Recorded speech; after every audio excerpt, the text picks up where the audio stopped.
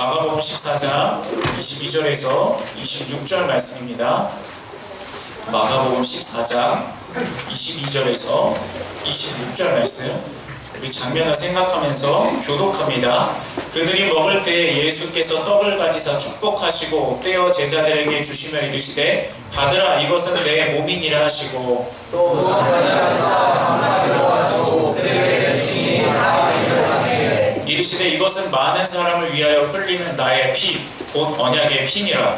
진실로 너희에게 이르노니 내가 또 나무에서 난 것을 하나님 나라에서 함께 읽겠습니다. 이에 그들이 찬미하고 감람산으로 가니라. 아멘. 하루의 중심에서 주님을 찾고 주님의 예배자로 서고 회복하기 위해 이 자리 가운데 나온 여기 모인 모든 청년 여러분들에게 하나님께서 주시는 참된 은혜와 귀한 은혜가 있기를 간절히 축복합니다. 오늘은 예수님께서 우리를 위해 찢기신 살, 흘리신 피를 기념하는 기독교 예식을 진행을 합니다. 그런데 우리가 이 예식이 우리가 생각하는 것 그 이상으로 어마어마한 은혜가 있다는 것을 알아야 됩니다.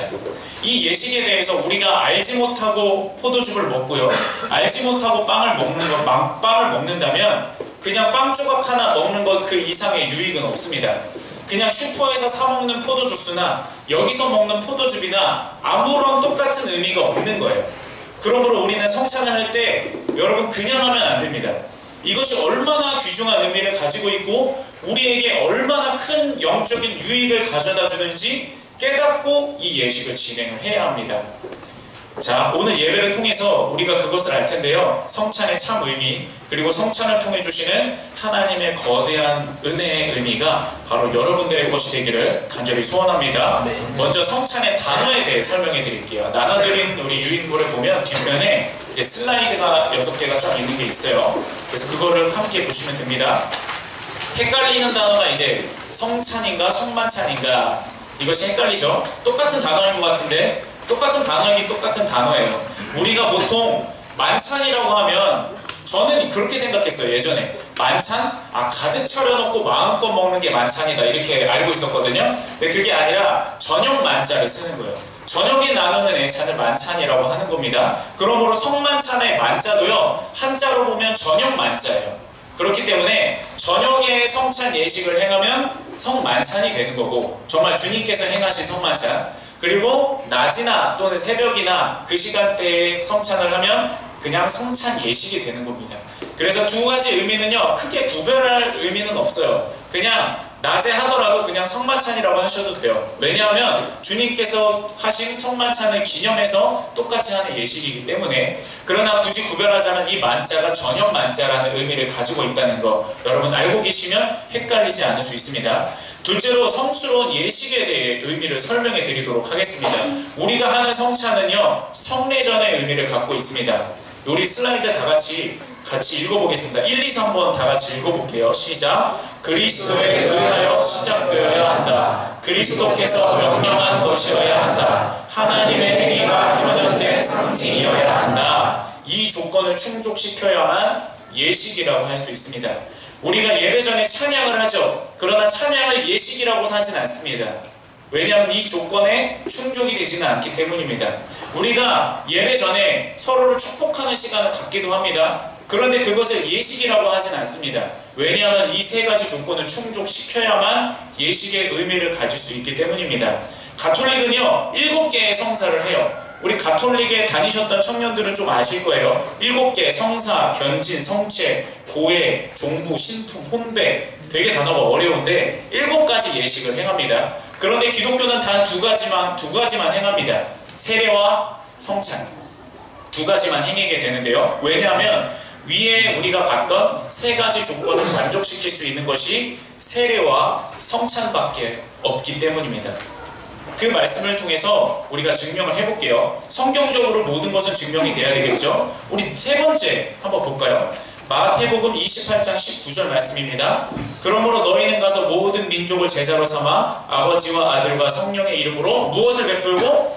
세례를 베풀고 예수님께서 직접 세례를 베풀어라 명령을 하셨어요. 그렇기 때문에 우리는 전도하고 세례를 베풀어야 됩니다. 이것이 세례가 성례전에 들어가는 의미고요. 둘째로는 성찬이 왜 성례전에 들어가야 되는가? 성경적 근거를 볼게요. 고린도전서 11장 23절에서 25절 말씀입니다. 내가 너희에게 전한 것은 주께 받은 것이니. 이 성찬이 누구에게 받은 것이라고요? 예수님께 직접 주께 받은 것이라고 말씀하고 있습니다. 예수께서 잡히시던 밤에 떡을 가지사 축사하시고 떼어 이르시되 이것은 너희를 위하는 내 몸이니 이것을 행해라. 예수님께서 말씀하셨어요. 이것을 행해라. 그래서 나를 기념하라. 그리고 25절 식후에 또 그와 잔을 가지시고 이르시되 이 잔은 내 피로 세운 새 언약이니 이것을 행해서 이것을 마실 때마다 나를 기념하라. 주님께서는 분명히 말씀해 주셨습니다. 성찬도 예수님께서 직접 명령하신 주님께서 주신 것이라는 겁니다. 따라서 우리가 행하는 성찬은요, 지금 이렇게 차려놓기는 했는데 시각적 이벤트가 아니에요. 그냥 빵 하나 먹고, 그냥 예수님이 빵 하나 먹었으니까 우리도 먹고, 예수님이 포도주 나눴으니까 우리도 따라 마시고, 단순히 그런 의미가 아니라 이것을 행함을 통해서 나를 위해 하나님이 사람이 되시고, 나를 위해 하나님이 인간을 위해 죽으시고, 하나님이 인간을 위해 고통당하시고, 하나님이 인간을 위해 모욕당하신 그 모든 과정들을 내 심령 가운데 다시금 기억하고 새기는 일입니다. 그래서 예수님이 나의 유일한 구원자시라는 것을 다시 한번 인정하는 예식이 바로 성찬 예식이라는 겁니다. 그러므로 우리는 이 성찬 예식에 있어서 예수님으로 가득해야 돼요. 이 성찬 예식 행함에 있어서 우리의 머릿속이 온갖 여러가지 세상에 가득한 생각들이 있던 우리 머릿속이 예수 그리스도 하나만으로 바뀌어야 됩니다. 또 우리의 마음, 온갖 세상에 시끄러운 소리들이 있고 내 속에서 일어나는 여러가지 목소리들이 있고 내 속에서 일어나는 여러가지 죄의 욕구들이 있고 그 모든 것들을 다 잠재우고 오직 예수 그리스도 십자가 하나, 그것만 남아야 되는 게 바로 성찬 예식에 임하는 우리의 자세여야 합니다. 그리고 이 성찬 예식에 대한 유익을 여러분들에게 말씀드리려고 해요. 성찬은요, 억지로 해서는 절대 안 됩니다. 왜냐하면 이 가운데 특별한 은혜가 있기 때문이에요. 인간은 육신을 가진 존재입니다. 그런데 이 육신은 하나님께서 주신 귀중한 것입니다. 그냥 육신은 다 나쁜 거다 이렇게 생각하시면 안 돼요. 육신은 하나님께서 만드신 거고 우리의 세포 하나하나 하나님의 손에 닿지 않은 것이 없어요. 그것을 기억해야 됩니다. 그러므로 이 육신에 대해서 우리가 하나님의 은혜를 경험할 수 있어야 되는데, 우리가 잘못하고 있는 것은 무엇이냐면 이 육신의 여러 가지 것들을 죄 지는 데에 잘못 쓴다는 거예요. 그런데 성찬을 행하면 이 육신이 죄 짓는 도구에서 하나님을 기억하는 도구로 바뀌게 됩니다. 하나님 앞에 영광 올려드리는 도구로 바뀌게 됩니다. 인간이 죄를 지을 때는요, 육체에 일어나는 여러 가지 자극과 또 짜릿한 느낌을 가지고 죄를 짓는 경우가 많이 있습니다. 그런데 성찬을 행할 때는 그것이 완전히 바뀝니다. 우리 육체에 행해지는 자극이 하나님을 기억하는 수단이 되고 우리 육체에 일어나는 여러 가지 느낌과 또 여러 가지 것들이, 감각들이 하나님을 기억하고 예수 그리스도를 기쁘게 하시는 자극으로 바뀌게 된다는 거예요. 구체적으로 얘기해 드릴게요. 우리 사람에게는 몇 개의 감이 있죠? 오감이 있죠. 그렇죠? 오감을 가지고 있습니다. 제가 전에 어떤 우리 학생한테 물어봤었어요. 우리 인간에게 오감이 있는데 뭘까? 그랬더니 씻고 뜯고 맛보고 즐기고 이게 오감이라는 거예요. 4가지밖에 안 되는 거예요. 어쨌든 그래서 제가 굉장히 당황했던 적이 있습니다. 자, 오감이 있어요. 뭐냐면 시각, 풍각, 후각, 청각, 미각, 촉각 이렇게 이야기를 하는데 이것이 성찬을 통해서 우리에게 어떤 의미로 바뀌게 되는가 굉장히 구체적으로 여러분에게 설명해 드릴게요. 우리가 시각으로 죄를 지어요. 눈으로 참 많이 죄를 짓습니다. 그런데 이 눈으로요, 포도주가 흐르는 것을 봐요. 그러면 동시에 예수님께서 나를 위해 흘리신 피를 생각하게 되는 거예요. 또 이 찢어지는 빵을 봅니다. 찢어지는 빵을 보면서 예수님께서 나를 위해 찢기신 살을 생각하시는 거예요. 얼마나 아프셨을까? 나를 위해 채찍을 맞으신 주님의 고통, 나를 위해 모욕당하신 주님의 그 아픔, 빵을 찢으면서 우리는 예수님을 기억하고 예수님을 볼 수 있게 된다는 겁니다. 다음으로 청각으로 예를 들어 볼까요? 청각으로도 여러 가지 죄를 지을 수 있습니다. 그런데 포도주를 따르고 빵을 찢는 소리를 들으면서 이제는 우리의 귀가 예수 그리스도를 생각하는 소리를 듣는 것으로 바뀌게 되는 겁니다. 또 후각으로 죄지는 것들도 있을 수 있어요. 빵과 포도주의 냄새를 통해서 이제는 주님의 향기를 경험하게 되는 겁니다. 그리고 미각으로 죄를 짓게 되는 것일 수도 있습니다. 빵과 포도주를 맛보면서 이제는 내가 혀로서 죄 짓는 것이 아니라 또한 여러가지 술이나 그 밖의 모든 것으로 맛보면서 죄를 짓는 것이 아니라 이제는 나의 맛봄이 주님의 피를 맛봄이 되는 거고 주님의 살을 맛봄이 되는 거고 주님의 은혜를 맛보는 것으로 바뀌게 되는 겁니다. 또 촉각으로 죄 짓는 것이 있을 수 있어요. 빵과 포도주를 만지면서 빵을 내가 직접 찢으면서 포도주를 하나 내가 직접 만지면서 우리의 모든 영과 혼과 육의 전인이 예수님의 살을 직접 찢어서 내가 취하게 되는 겁니다.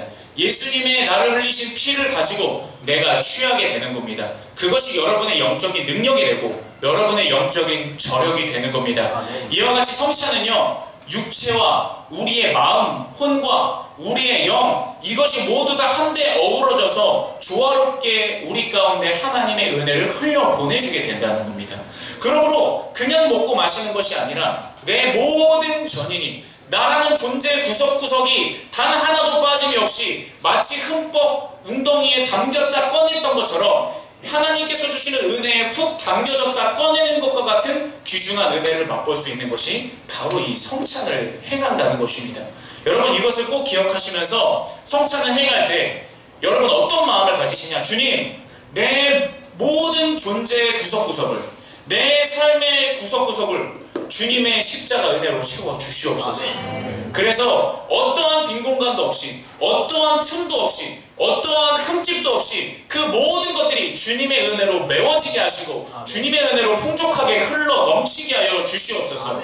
그 마음으로 성찬을 받으셔서 오늘 이 시간 여러분이 행하는 성찬이 여러분의 평생토록 여러분을 지탱하는 귀중한 은혜의 성찬이 되기를 원하고 여러분에게 있는 귀중한 간증의 성찬이 되기를 주님의 이름으로 간절히 축복합니다. 그래서 오늘 말씀의 제목을요, 예수님의 살과 피를 먹는 삶, 이렇게 제목을 정한 것입니다. 우리는 성찬을 통해서 이것을 기억하고 기념하는 예식을 행해야 하지만 이것을 동시에 확장해서 우리의 삶의 성찬으로 이어질 수 있도록 만들어야 합니다. 예를 들면 우리가 주일날 드리는 예배를 우리의 삶의 예배로 확장시키잖아요. 성찬도 마찬가지입니다. 그냥 어쩌다 한 번 하는 성찬이 아니라 우리의 삶 가운데 매일매일 주님의 십자가 보혈의 은혜를 맛보고 매일매일 우리를 위해 십자가에서 찢기신 주님의 그 살의 은혜를 맛보는 것이 바로 우리의 삶 가운데 행하는 성찬이어야 한다는 것입니다. 이것이 여러분의 삶 가운데 이루어져야 돼요. 구체적으로 하나님의 성경 말씀으로 설명을 드리겠습니다. 먼저 우리는 예수님의 살을 먹고 사는 삶을 살아야 됩니다. 이사야서 53장 5절과 요한복음 1장 14절 말씀을 우리 볼 텐데 우리 같이 한 목소리로 읽어보도록 하겠습니다. 여러분을 향한 말씀입니다. 이사야서 말씀부터 해서 한 목소리로 읽겠습니다. 시작. 그가 찔림은 우리의 허물 때문이요 그가 상함은 우리의 죄악 때문이라. 그가 징계를 받음으로 우리는 평화를 누리고 그가 채찍에 맞음으로 우리는 나음을 받았도다. 그 다음 말씀이 육신이 되어 우리 가운데 거하심에 우리가 그의 영광을 보니 아버지의 독생자의 영광이요 은혜와 진리가 충만하더라. 아멘. 예수님께서 우리를 위해 당하신 일들을 보세요. 찔리고 상하고 징계를 받으시고 채찍을 받으시고 예수님의 어디에 일어난 일이죠? 예수님의 몸에 일어난 일입니다. 예수님의 몸에 일어난 일. 그러므로 우리가 예수님의 살을 기념하고 그것을 믿음으로 먹는다면요, 예수님께서 나를 위해 십자가에서 달려 돌아가셨다는 것을 믿는다는 고백이 되는 겁니다. 그리고 우리의 삶 가운데 내가 계속적으로 예수님께서 나를 위해 찢기셨습니다. 그러므로 나는 나을 수 있습니다. 예수님께서 나를 위해 징계당하셨습니다. 그러므로 나는 해방될 수 있습니다. 나를 억누르던 그 무엇, 나를 낙심시키고 절망시키던 그 무엇이든지 간에 주님께서 대신 받으셨으므로 나는 자유해질 수 있습니다. 이런 고백이 나올 수 있는 겁니다. 또 주님께서 대신 상하셨고 주님께서 대신 채찍에 맞으셨습니다. 그러므로 악한 마귀는 우리를 절대로 참수할 수 없습니다. 우리에게 시비 걸 수 없습니다. 왜냐? 나를 위해 예수님께서 이미 모든 것을 다 당하셨기 때문입니다. 그러므로 우리는 두려울 때마다, 마귀의 유혹이 있을 때마다 담대하게 선포할 수 있습니다. 예수께서 나를 위해 이 모든 일을 당하셨고 나는 그 살을 믿음으로 먹었으므로, 믿음으로 취했으므로 더 이상 나에게 너는 더 이상 어떤 두려움도 줄 수 없다. 더 이상 나를 억누를 수 없다. 더 이상 나를 무릎 꿇힐 수 없다. 이렇게 담대한 고백으로 나아가서 여러분의 삶이 예수님의 살을 먹는 삶을 통해 기쁨이 넘치는 삶이 되기를 간절히 축복합니다. 원래 우리는요, 항거할 수 없는 강력한 힘으로 지옥으로 끌려 들어가는 것 같은 존재가 바로 우리입니다. 헤어나오려고 해도 우리를 끌어당기는 죄의 힘이 너무 강력해서 누구도 스스로의 힘으로 빠져나올 수 없습니다. 그런데 우리를 누가 건져주시느냐? 하나님이 건져주시는 겁니다. 어떤 죄의 힘이라도 예수 그리스도의 십자가 힘보다 강할 수 없습니다. 어떠한 죄의 유혹과 어떠한 죄의 낙심이라 할지라도, 우리를 상처 입히는 그 어떤 죄의 능력이라 할지라도 예수님의 십자가 능력보다 강하지 않습니다. 여러분, 그것을 믿으면서 여러분의 삶 가운데 예수님의 살을 먹는 삶, 예수님의 말씀을 먹는 삶, 예수님의 말씀을 근거로 기도하는 삶, 예수님의 말씀 때문에 자유한 삶이 되기를 간절히 소원합니다. 다음으로 우리는요, 예수님의 피를 먹고 사는 삶이어야 합니다. 레위기 17장 11절 말씀인데요, 굉장히 중요한 말씀입니다. 예수님께서 왜 피를 흘리셔야만 했는가를 말해주는 말씀이에요. 그 말씀 같이 합독하겠습니다. 시작. 육체의 생명은 피에 있음이라 내가 이 피를 너희에게 주어 제단에 뿌려 너희의 생명을 위하여 속죄하게 하였나니 생명이 피에 있으므로 피가 죄를 속하느니라. 아멘. 하나님이 정하신 법칙이에요. 하나님 왜 피를 꼭 흘려야만 돼요? 왜 꼭 피에 생명이 들어있어야 돼요? 그건 하나님이 그냥 정한 법칙이에요. 이것은 그 누구도 토를 달 수 없는 하나님께서 만드신 법칙입니다. 그러므로 하나님께서는요, 이 법칙의 잣대를 우리에게 요구하지 않으세요. 너희가 죄졌으니까 너희가 너희의 모든 피를 쏟아서 너희 스스로의 죄값을 치러라. 너희 스스로 죄를 해결해라. 하나님은 그렇게 말씀하지 않으셨어요. 하나님께서는 우리를 정죄하시기 이전에 예수님을 보내주시겠다고 약속하셨고요. 하나님께서는 우리를 죄 가운데 심판하시고 영원히 죽음 가운데 거하게 하시는 것이 아니라 하나님이 우리를 위해 대신 피 흘리는 방법으로 우리를 구원해 주셨습니다. 그러므로 우리가 이것을 믿기만 하면, 예수께서 나를 위해 피 흘리셨다는 것을 믿기만 하면 여러분의 삶 가운데 자유함이 임하게 되는 것입니다. 혈루증에 걸린 여인에 대한 이야기를 잠깐 설명해 드릴게요. 제가 전에 브리지 워십에서도 한번 설교한 적이 있는데 12년간 혈루증에 걸린 여인이 있습니다. 그런데 이 혈루증이라는 병은요, 부정한 병이에요. 그래서 내가 혈루증에 걸린 채로 누구를 만진다? 그러면 내 부정함이 그 사람에게로 옮겨가게 되어 있어요. 내가 앉았던 자리도 부정하게 돼서 그 의자가 부정한 의자가 돼버리는 거예요. 내가 만약에 질그릇을 만졌다? 율법을 보면요, 부정한 여인이 만졌던, 혈루증에 걸렸던 여인이 만졌던 그릇은요, 그냥 깨트려 버리라고 해요. 씻었으라고 하지 않아요. 깨트려 버리라고 합니다. 그만큼 부정함의 능력은요, 굉장한 거예요. 이 율법은 무엇을 말해주냐? 우리의 죄의 능력을 말해주는 거예요. 우리가 지은 죄가 얼마나 무서운 죄인가. 내가 알면서도 지은 죄, 이래서 안 된다는 것을 내가 분명히 알고 있으면서도 지은 죄, 이것을 예수님께서 싫어하신다는 것을 분명히 내가 자각하고 있으면서도 지은 죄, 나는 너무도 손쉽게 지은 죄지만 그 죄의 능력은요, 우리를 부정하게 하고 비참하게 하고 예수님과 멀어지게 만들어 버립니다. 우리라는 존재 자체를 부정한 존재로 만들어버리는 것이 바로 죄의 능력이라는 거예요. 그런데 이 혈루증의 여인이 누굴 만지죠? 예수님을 만져요. 내가 예수님의 옷자락이라도 만지면 내가 나을 것 같다라는 믿음으로 만집니다. 그러면 이 여인의 부정함이 예수님을 만지는 순간 예수님께로 옮겨가야 되잖아요. 그렇죠? 부정함의 법칙이잖아요. 그런데 이번에는 반대의 일이 일어나요. 여인이 예수님을 만졌는데 부정함이 옮아지는 것이 아니라 예수님의 거룩함이 이 여인에게 흘러들어와 여인의 부정함을 치유해버립니다. 아멘. 여인의 모든 부정함의 사슬들을 끊어버립니다. 아멘. 여인의 모든 낙심된 상황 가운데 역전시켜 주십니다. 아멘. 이것이 바로 주님의 은혜예요. 그렇다면 도대체 무슨 원리로 부정함이 가야 되는데 정결함이 오게 되느냐? 아, 그냥 예수님께서 하신 일이니까 그냥 그렇게 믿자? 아닙니다. 우리 성경에서 봤잖아요. 성경을 통해서 이 원리를 알아야 그것이 내 것이 되는 겁니다. 예수님을 만졌을 때 왜 그러한 역사가 일어나느냐? 생명이 피에 있으므로 피가 죄를 속하느니라. 아멘. 예수님은 그 모든 죄를 씻는 보혈의 본체이시기 때문에 그러한 일이 일어날 수 있게 된 겁니다. 따라서 우리가 믿음으로 피를 먹는다는 것, 예수님께서 나를 위해 피를 흘리셨다는 것을 믿는 것이 바로 예수님의 피를 먹고 사는 삶입니다.